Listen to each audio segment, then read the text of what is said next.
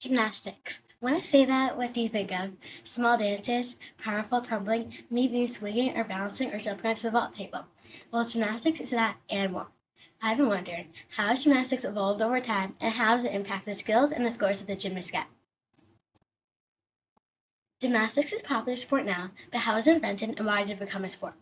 Gymnastics was invented in 500 BC in order to promote physical and mental health that warriors need for hand-to-hand combat. Did you know that gymnastics is originally from ancient Greece? Also, that the pommel horse springs and flora were all introduced at the Greek Olympics. In the early 1800s, the father of gymnastics, Dr. Frederick Leonard John, invented the horizontal bar, the parallel bar, the balance beam, the vault, and the ladder. Have you heard about how the Olympics stopped for a while? However, at the first Olympic Games, again in 1896, gymnastics was one of the sports. How has the skills changed? How has the equipment changed? Did you know that the women's uneven bars used to be super close? They were originally just a set of men's parallel bars. They changed because of the high level of difficulty, where if the bars were still super close, the gymnasts would hit their feet. In the 50s, the uneven bars were a lot easier. They started to be harder and more monitored today in the 1980s. In the 50s, on a balance beam, it was mostly about grace and flexibility. In the 90s, they started doing things that are super hard to balance with and dismount that you see today in professional gymnastics. On floor in the 50s, it was about dancing. The tumbling that they did were only back tucks and front tucks. In the 90s, a lot of people did connections into a front flip.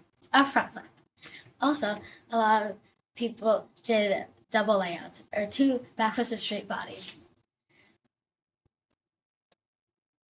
On the vault in the 50s, instead of the vault table that we see today, it was just a pommel horse without the handles. They also only did front handsprings and half ups. In the 90s, front handsprings and front pegs are really popular. In the 2000s, it finally changed to the vault table that we see today due to many injuries. How has the scoring changed? Did you know that in 1976, Nadia Comaneci was the first gymnast to score a perfect 10? After her, a lot of gymnasts started scoring perfect 10s, so it became hard to tell if it was a good routine or an amazing routine because there were too many 10s.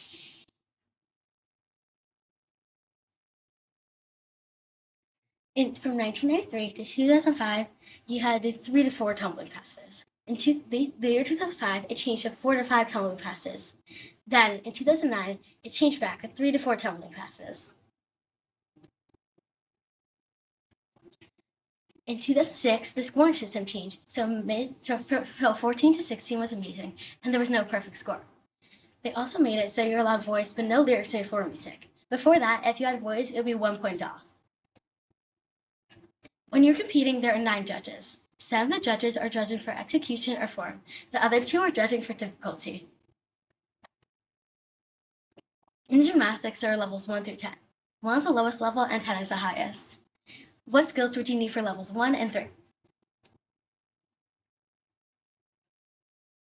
For level 1, on vault, you need to do a straight jump onto a mat, then kick up into a handstand, and fall flat on your back.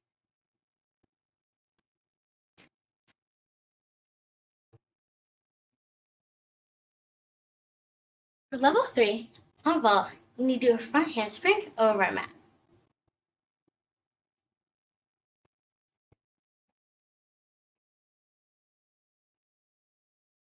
For level 1, on bars, your routine will include a pullover, cast, back hip circle, and then a dismount.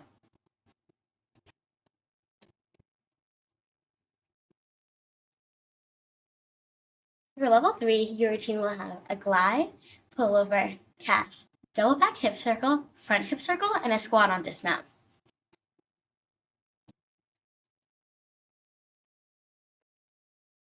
For level 1, on beam, your routine will have a releve, an air best at 30 degrees, a needle kick, a straight jump, and a side handstand dismount.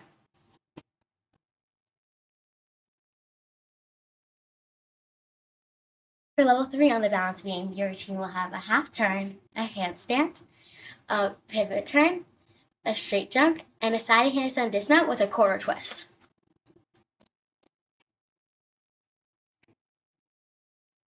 For level 1 on floor, your routine will include a cartwheel, a backward roll, a forward roll, a handstand 3/4 of the way up, and a straight jump.